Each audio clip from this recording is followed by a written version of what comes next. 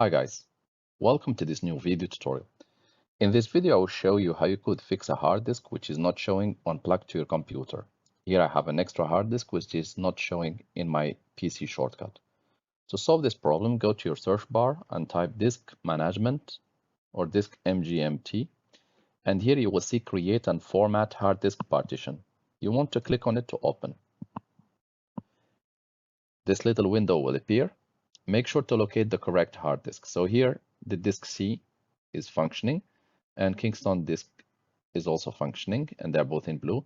And here I have an extra disk which is not showing here. It shows 372 giga. To fix that problem, right click, new simple volume, next, leave these default settings as they are, next, leave the letter as you, or you can change it as you wish, and click next. Here as a step you have two options. You can either format the volume, this will delete any data which exists in it, or you can just select do not format this volume. So you can choose which one suits you. For me, I will just choose the second one and I will name it backup. Here I will click on next, finish, and the disk is being prepared. You will see it appearing on the left automatically.